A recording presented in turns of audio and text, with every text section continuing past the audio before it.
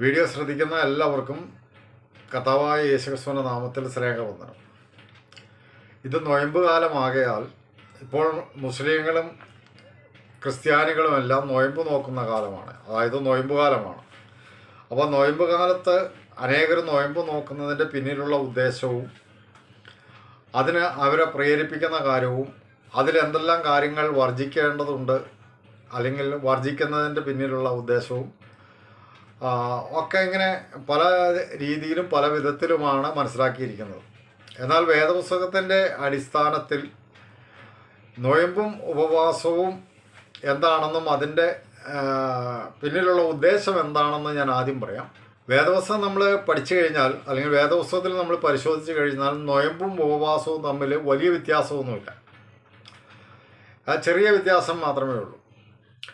ഈ നൊയമ്പും ഉപവാസവും തമ്മിൽ വലിയ വ്യത്യാസമില്ല എന്ന് യെശയ്യാവിൻ്റെ പുസ്തകം 58-ാം അധ്യായത്തിൻ്റെ 5-ാം വാക്യം വായിച്ചാൽ നമുക്ക് മനസ്സിലാകും. അവിടെ ഇങ്ങനെയാണ് നമ്മൾ വായിക്കുന്നത്: എനിക്ക് ഇഷ്ടമുള്ള നോമ്പും മനുഷ്യൻ ആത്മതപനം ചെയ്യുന്ന ദിവസവും ഇങ്ങനെയുള്ളതാണോ? അപ്പോൾ ആത്മതപനം ചെയ്യുക എന്ന് പറഞ്ഞാൽ ഉപവസിക്കുക എന്നുള്ളതാണ്. അപ്പോൾ ആത്മതപനം ചെയ്യുന്ന ദിവസവും നൊയമ്പ് ദിവസവും ഇങ്ങനെയാണോ എന്നാണ് ദൈവം ചോദിക്കുന്നത്. അപ്പോൾ വാസ്തവത്തിൽ നൊയമ്പും ഉപവാസവും തമ്മിൽ വലിയ വ്യത്യാസങ്ങളൊന്നുമില്ല. ഉപവാസത്തിൻ്റെ പ്രത്യേകത എന്ന് പറയുന്നത് ആ ദിവസങ്ങളിൽ ആഹാരം കഴിക്കാതെ അനേകരിക്കുന്നു എന്നുള്ളതാണ്. ഇപ്പോൾ മോശയാണെങ്കിലും ഏലിയാവാണെങ്കിലും കർത്താവായ യേശുക്രിസ്തു ആണെങ്കിലും ഒക്കെ 40 ദിവസം ഭക്ഷണം കഴിക്കാതെ ഉപവസിച്ചതായിട്ട് നമുക്ക് വേദപുസ്തകത്തിൽ വായിക്കാനായിട്ട് കഴിയും. ഉപവാസത്തിൻ്റെ പ്രത്യേകത എന്ന് പറയുന്നത് എന്താണെന്ന് ചോദിച്ചു കഴിഞ്ഞിട്ടുണ്ടെങ്കിൽ ഒരു ദിവസത്തിൽ ഒരു നേരം മാത്രം ആഹാരം കഴിച്ചുകൊണ്ടും അതല്ലെങ്കിൽ ഒരു ദിവസത്തിൽ ഒരു പ്രാവശ്യം പോലും ആഹാരം കഴിക്കാതെയും ഉപവസിക്കുന്നു എന്നുള്ളതാണ്. അപ്പോൾ ഉപവാസത്തിൽ ഭക്ഷണം വെടിഞ്ഞും ഉപവസിക്കാം, ഭക്ഷണം കഴിച്ചുകൊണ്ടും ഉപവസിക്കാം. അപ്പോൾ അതിൻ്റെ പിന്നിലുള്ള ഉദ്ദേശം, ഇപ്പോൾ ഉപവസിക്കുക എന്നുള്ളതിൻ്റെ പിന്നിലുള്ള ഉദ്ദേശം ഇന്ന് ഉപവസിക്കുന്ന ആ ഉദ്ദേശമൊന്നുമല്ല. വേദപുസ്തക പ്രകാരം നമ്മൾ ഉപവാസത്തെക്കുറിച്ച് പഠിച്ചു കഴിഞ്ഞാൽ ഉപവാസം എന്ന് പറയുന്നത് ഇപ്പോൾ ലേവ്യ പുസ്തകം 16-ാം അധ്യായത്തിലും യെശയ്യാവിൻ്റെ പുസ്തകം 58-ാം അധ്യായത്തിലും ഉപവസിക്കുന്ന ദിവസം യാതൊരു വേലയും ചെയ്യാൻ പാടില്ല എന്നും, അതുപോലെ തന്നെ നമ്മുടെ വീട്ടിൽ പണിയെടുക്കാൻ അല്ലെങ്കിൽ നമുക്ക് വേണ്ടി പണിയെടുക്കുന്ന വേലക്കാരുണ്ടെങ്കിൽ അവരെ കൊണ്ട് വേല ഇടിപ്പിക്കരുതെന്നും വേദപുസ്തകം നിഷ്കർഷിക്കുകയാണ്. അപ്പോൾ ഉപവസിക്കുന്ന ദിവസം ഒരു വേലയും ചെയ്യരുത് എന്നാണ് ലേവ്യ പുസ്തകം 16-ാം അധ്യായത്തിൻ്റെ 19-ാം വാക്യത്തിൽ നമ്മൾ വായിക്കുന്നത്. യെശയ്യാവിൻ്റെ പുസ്തകം 58-ാം അധ്യായത്തിൻ്റെ 3-ാം വാക്യം ഞാൻ വായിക്കാം: ഞങ്ങൾ നോമ്പ് നോക്കുന്നതും നീ നോക്കാതിരിക്കുന്നതും, ഞങ്ങൾ നോയമ്പ് നോക്കുന്നത് നീ നോക്കാതിരിക്കുന്നത് എന്ത് എന്ന് ദൈവത്തോട് ഈ ഇസ്രായേൽ ജനം ചോദിക്കുന്ന ചോദ്യമാണ്. ഞങ്ങൾ നോയമ്പ് നോക്കുന്നത് നീ എന്തുകൊണ്ടാണ് നോക്കാത്തത് എന്ന് ദൈവത്തോട് ചോദിക്കുകയാണ്. ഞങ്ങൾ ആത്മതപനം ചെയ്യുന്നത് അഥവാ ഞങ്ങൾ ഉപവസിക്കുന്നത് നീ അറിയാതിരിക്കുന്നത് എന്ത് എന്ന് ജനം ദൈവത്തോട് ചോദിക്കുകയാണ്. അന്നേരം ദൈവം പറയുന്നത് ഇങ്ങനെയാണ്: നിങ്ങൾ നോമ്പ് നോക്കുന്ന ദിവസത്തിൽ തന്നെ നിങ്ങളുടെ കാര്യാദികളെ നോക്കുകയും നിങ്ങളുടെ എല്ലാ വേലക്കാരെയും കൊണ്ട് അധ്വാനിപ്പിക്കുകയും ചെയ്യുന്നു. അപ്പോൾ നൊയമ്പ് നോക്കുന്ന ഉപവസിക്കുന്ന ദിവസം തന്നെ അവരവരുടെ കാര്യാദികളെ നോക്കുകയും അതുപോലെ തന്നെ വേലക്കാരെ കൊണ്ട് പണിയെടുപ്പിക്കുകയും ചെയ്യുന്നു എന്നുള്ളതാണ് നമുക്ക് കാണുവാനായിട്ട് കഴിയുന്നത്. അപ്പോൾ ദൈവം പറയുന്നത് അങ്ങനെയാണ്: ആത്മതപനം ചെയ്യുന്ന ഉപവസിക്കുന്ന ദിവസം, നൊയമ്പ് നോക്കുന്ന ദിവസം നിങ്ങൾ ഒരു വേലയും ചെയ്യരുതെന്നാണ് പറയുന്നത്. അപ്പോൾ ഇന്ന് നമ്മൾ കാണുന്ന ഈ നൊയമ്പ് ഉപവാസം എന്നൊക്കെ പറയുന്നത് ഒരു വേലയും ചെയ്യാതെ നോമ്പ് നോക്കുന്നവരുമില്ല, ഒരു വേലയും ചെയ്യാതെ ഉപവസിക്കുന്നവരുമില്ല എന്നുള്ളതാണ്. അടിസ്ഥാനപരമായിട്ട് ആ കാര്യത്തിൽ തന്നെ തെറ്റാണ്. അപ്പം വാസ്തവത്തിൽ എന്തിനാണ് ഉപവസിക്കുന്നത് അല്ലെങ്കിൽ നൊയമ്പ് നോക്കുന്നത് എന്നുള്ളതിനെക്കുറിച്ച് ഞാൻ പറയാം. ഏതൊരു മതത്തിലും നൊയമ്പുമുണ്ട്, ഉപവാസമുണ്ട്. ക്രിസ്തുമതമല്ലാത്ത മറ്റു മതങ്ങളിലുള്ള ആചാരങ്ങളിലൊന്നാണ് നൊയമ്പ് ആചരിക്കുക, ഉപവാസം ആചരിക്കുക എന്നുള്ളത്. അപ്പോൾ അത് ക്രിസ്തുമതത്തിലും ഉണ്ട്. മറ്റു മതങ്ങളിലുള്ള ആചാരങ്ങളിൽ ഒന്നായ നൊയമ്പും ഉപവാസവും ക്രിസ്തുമതത്തിലും ഉണ്ട് എന്നുള്ളതാണ്. ക്രിസ്തുമതത്തിൻ്റെ എല്ലാ ആചാരങ്ങൾക്കും ആരാധനകൾക്കും അടിസ്ഥാനം വേദപുസ്തകമാണ്. എന്നാൽ ക്രിസ്തുമതത്തിൽ ഉപവസിക്കുന്നവരും നൊയമ്പ് നോക്കുന്നവരും വേദപുസ്തകത്തെ അടിസ്ഥാനമാക്കിക്കൊണ്ടല്ല ആ കാര്യം ചെയ്യുന്നതെന്ന് നമുക്ക് മനസ്സിലാക്കാനായിട്ട് കഴിയും. അപ്പോൾ ദൈവം പ്രസാദിക്കുന്ന വിധത്തിൽ ഒരു നൊയമ്പും ഉപവാസവുമാണ് ചെയ്യുവാൻ നിങ്ങൾ ആഗ്രഹിക്കുന്നതെങ്കിൽ വേദപുസ്തകം പറയുന്നത് എന്താണെന്ന് മനസ്സിലാക്കിയിട്ട് ആ കാര്യം ചെയ്യണമെന്നാണ് എനിക്ക് നിങ്ങളോട് പറയുവാനുള്ളത്. അപ്പോൾ എന്തിനാണ് ഉപവസിക്കുകയും നൊയമ്പ് നോക്കുകയും ചെയ്യുന്നതെന്ന് ചോദിച്ചാൽ അതിൻ്റെ പിന്നിലുള്ള ഉദ്ദേശം ഇതാണ്. ഏതൊരു മതത്തിലുള്ളവനാണെങ്കിലും അവൻ്റെ ദൈവപ്രീതി സമ്പാദിക്കുവാനും അവൻ്റെ ദൈവത്തെ പ്രസാദിപ്പിക്കുവാനും വേണ്ടി ദൈവസാന്നിധ്യ ബോധത്തിൽ ദിവസങ്ങൾ ചെലവഴിക്കുന്നതാണ് നൊയമ്പും ഉപവാസവും എന്ന് പറയുന്നത്. അങ്ങനെ ചെലവഴിക്കുന്ന ദിവസത്തിൽ ചിലർ ഒരു നേരം ആഹാരം കഴിച്ചുകൊണ്ടിരിക്കുന്നു, ചിലർ ഒരു ആഹാരം പോലും കഴിക്കാതെ ഇരിക്കുന്നു. അതുപോലെ തന്നെ ചില ഭക്ഷണ സാധനങ്ങൾ വർജിക്കുകയും ചില ഭക്ഷണങ്ങൾ കഴിക്കുകയും ചെയ്യുന്നു. അങ്ങനെ നൊയമ്പും ഉപവാസവും ആചരിക്കുന്നവർ ഈ ക്രിസ്തുമതത്തിലുണ്ട് എന്നുള്ളതാണ്.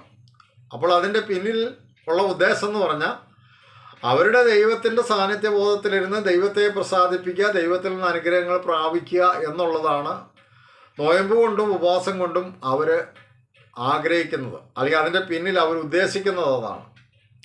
എന്നാൽ വേദപുസ്തകം നമ്മൾ പഠിച്ചു കഴിഞ്ഞാൽ നൊയമ്പ് നോക്കുന്നതും ഉപവാസം ചെയ്യുന്നതും ഒരു പുണ്യപ്രവൃത്തിയായിട്ട് വേദപുസ്തകം നമ്മളോട് പറയുന്നില്ല.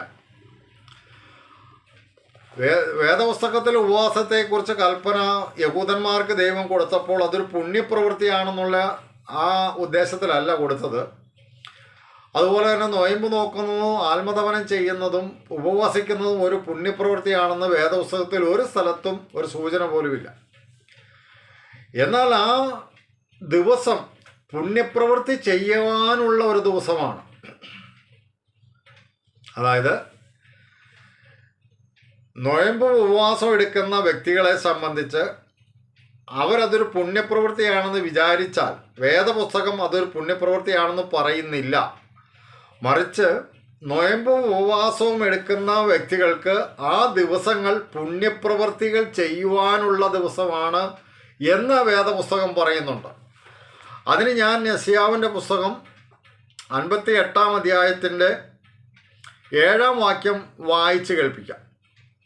വിശപ്പുള്ളവന് നിന്റെ അപ്പം നുറുക്കിക്കൊടുക്കുന്നതും അലഞ്ഞു നടക്കുന്ന സാധുക്കളെ നിന്റെ വീട്ടിൽ ചേർത്ത് കൊള്ളുന്നതും നഗ്നനെ കണ്ടാൽ അവനെ ഉടുപ്പിക്കുന്നതും നിന്റെ മാംസരക്തങ്ങളായിരിക്കുന്നവർക്ക് നിന്നെ തന്നെ മറയ്ക്കാതെ ഇരിക്കുന്നതുമല്ലയോ. അതാണ് ഉപവാസം, അതാണ് നോമ്പ് എന്നാണ് ദൈവം പറയുന്നത്. അതായത് വിശപ്പുള്ളവന് നിന്റെ അപ്പം നുറുക്കി കൊടുക്കുന്നതും അലഞ്ഞു നടക്കുന്ന സാധുക്കളെ വീട്ടിൽ കൈക്കൊള്ളുന്നതും നഗ്നനെ കണ്ടാൽ ഉടുപ്പിക്കുന്നതും നിന്റെ ബന്ധുമിത്രാദികളുടെ ഇടയിൽ നിന്നെ തന്നെ മറയ്ക്കാതെ ഇരിക്കുന്നതുമാണ് ഉപവാസം. അതാണ് യഥാർത്ഥ ഉപവാസം, അതാണ് യഥാർത്ഥ നോമ്പെന്നാണ് ദൈവം പറയുന്നത്. അപ്പോൾ ഉപവാസം എന്ന് പറയുന്നതും നോയമ്പെന്ന് പറയുന്നതും ഒരു പുണ്യപ്രവൃത്തിയല്ല, പക്ഷേ അതൊരു പുണ്യപ്രവൃത്തി ചെയ്യാനുള്ള അവസരമാക്കണം എന്നാണ് വേദപുസ്തകം പറയുന്നത്. എന്നാൽ ഇന്നത്തെ ഉപവാസത്തിലും നോയമ്പിലും ഒന്നും ഒരു പുണ്യപ്രവൃത്തിയും ചെയ്യുന്നില്ല എന്നുള്ളത് പരിതാപകരമായ കാര്യമാണ്. അതിന് പകരം ചെയ്യുന്നത് എന്താണെന്നറിയോ, ഈ നോയമ്പ് കാലങ്ങളിൽ നോയമ്പ് നോക്കുന്നവർ മത്സ്യവും മാംസവും മുട്ടയും ഒക്കെ കഴിക്കാതെ ഇരിക്കും. അപ്പോൾ അങ്ങനെ മത്സ്യവും മാംസവും മുട്ടയും ഒക്കെ കഴിക്കാതിരിക്കുന്നതാണ് നോയമ്പ്. ബാക്കിയെല്ലാം കഴിക്കും. അപ്പോൾ മത്സ്യമാംസവും മുട്ടയും ഒന്നും കഴിക്കാതിരിക്കുന്നതാണ് നോയമ്പെന്ന് വിചാരിക്കുന്ന ഒരുപാട് ക്രിസ്തുമതക്കാരുണ്ട്. അതുപോലെ ഉപവാസം എന്ന് പറയുന്നത് ആഹാരം കഴിക്കാതിരിക്കുന്നതാണ്, അതായത് പട്ടിണി നടക്കുന്നതാണ് ഉപവാസം എന്ന് വിചാരിക്കുന്നവർ അനേക ക്രിസ്തുമതക്കാരുണ്ട്. അതെന്തിനു പറയുന്നത്, പെന്തക്കോസ്തുകാർ പോലും ഉപവാസം ചെയ്യുന്നത് ഒരു പട്ടിണി നടക്കുന്നു എന്ന് വേണമെങ്കിൽ പറയാം. ഞാനൊരു ഉദാഹരണം പറയാം, ഒരു നടന്ന സംഭവമാണ്. ഒരിക്കലൊരു ശുശ്രൂഷകൻ ഒരു ഗ്യാസ് കുറ്റി സൈക്കിളിൽ വെച്ച് തള്ളിക്കൊണ്ട് പോവുകയാണ്. അപ്പോൾ അന്നേരം ഞാൻ അദ്ദേഹത്തോട്, എനിക്ക് പരിചയമുള്ളൊരു വ്യക്തി ആയതുകൊണ്ട് ഞാനും അദ്ദേഹമൊക്കെ സംസാരിച്ച് വന്ന കൂട്ടത്തിൽ അദ്ദേഹം ഞാൻ അദ്ദേഹത്തോട് പറഞ്ഞൊരു കാര്യം ചെയ്യാം, നമുക്കൊരു ചായ കുടിക്കാൻ പാസ്റ്റർ എന്ന് പറഞ്ഞു. അന്നേരം ആ പാസ്റ്റർ എന്നോട് പറഞ്ഞു, ഞാൻ ഉപവാസമാണ്, ഞാൻ ഇന്നൊന്നും കഴിക്കുകയില്ലെന്ന് പറഞ്ഞു.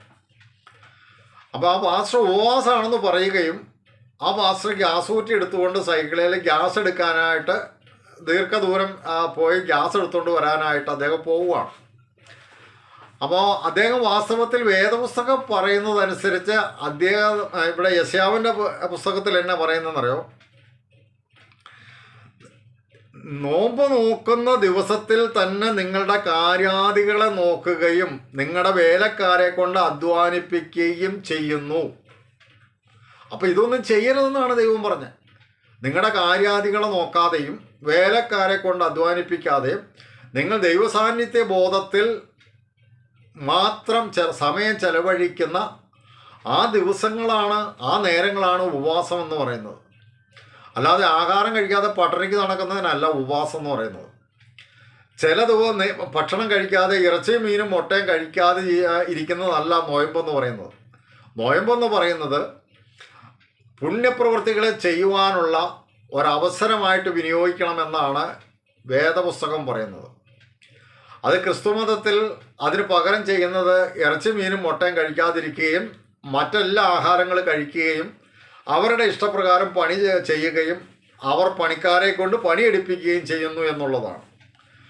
അപ്പോൾ നൊയമ്പ് എന്താണ്, ഉപവാസം എന്താണെന്നുള്ള കാര്യം വ്യക്തമായി മനസ്സിലാക്കാതെ ഇങ്ങനെ അവർക്ക് തോന്നിയതുപോലെ എല്ലാം ചെയ്യുന്നതാണ് നമുക്കിന്ന് കാണാൻ കഴിയുന്ന കാര്യം.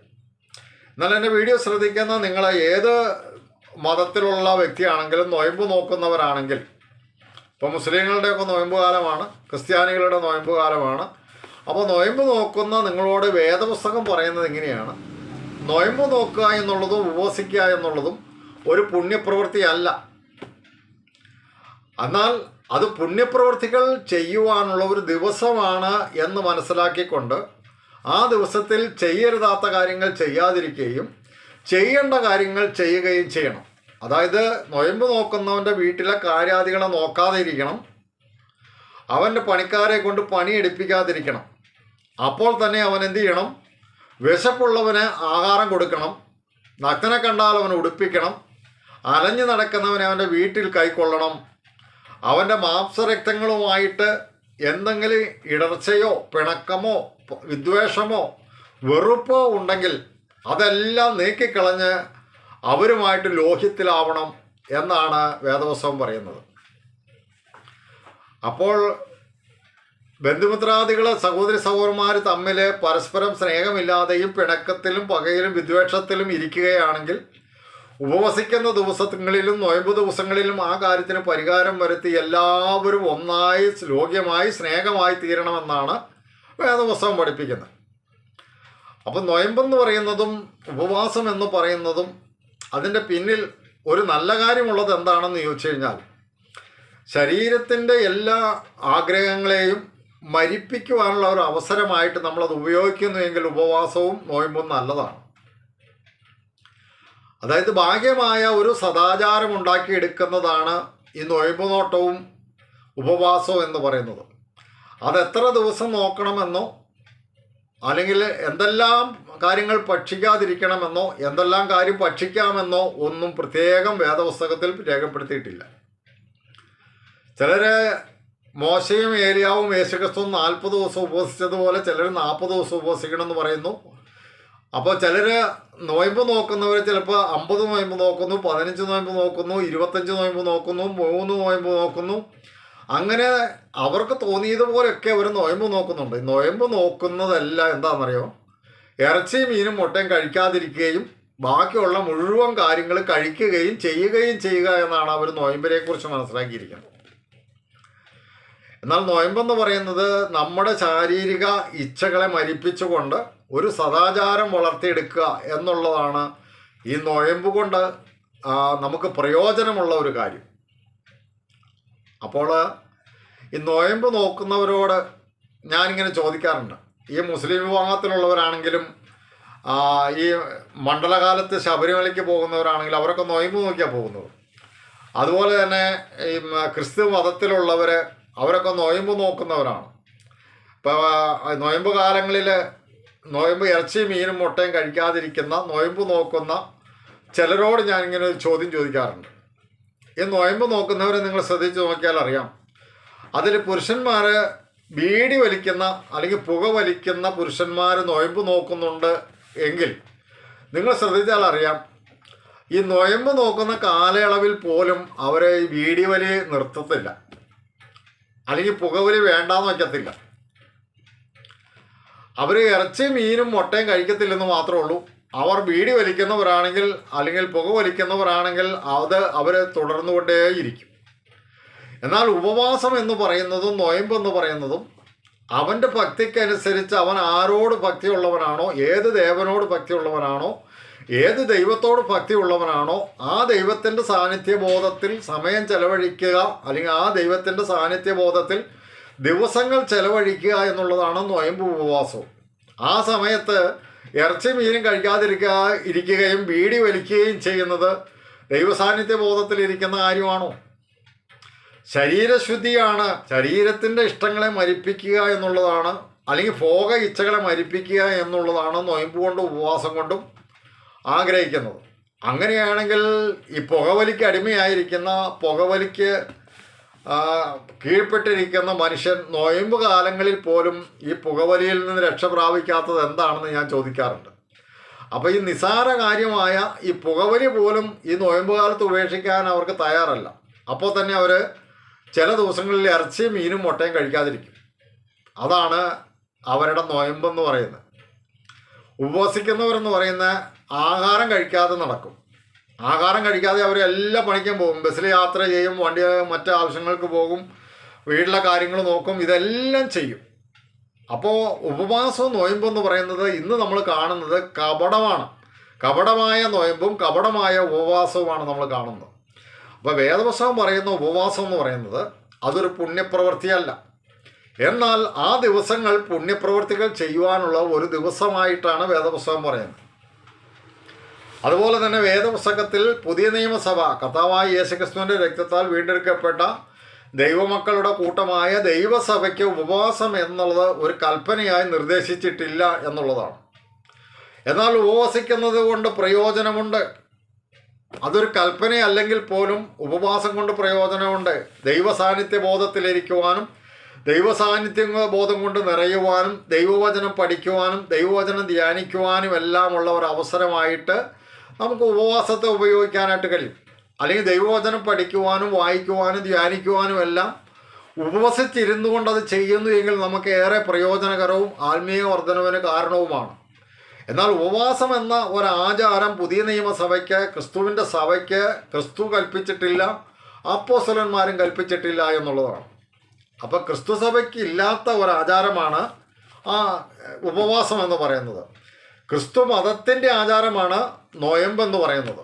അപ്പോൾ നോയമ്പും ഉപവാസവും ഏകദേശം ഒരുപോലെയാണെങ്കിലും നോയമ്പിൽ ചില ഭക്ഷണങ്ങൾ വെടിയുകയും ഭക്ഷണം കഴിക്കുകയും ചെയ്യാം. ഉപവാസം എന്ന് പറയുന്നത് ഒരു ഭക്ഷണവും കഴിക്കാതെ മുഴുവൻ ഭക്ഷണവും വെടിഞ്ഞ് ദൈവസന്നിധിയിൽ ഇരിക്കേണ്ട ദിവസമാണ്. അപ്പം നോയമ്പിലാണെങ്കിലും ഉപവാസത്തിലാണെങ്കിലും മറ്റ് കാര്യാദികളെ നോക്കാതെ പൂർണ്ണമായി ദൈവസന്നിധിയിൽ ഇരിക്കുന്ന ദിവസമാണ് നോയമ്പും ഉപവാസവും ഉള്ള ദിവസം.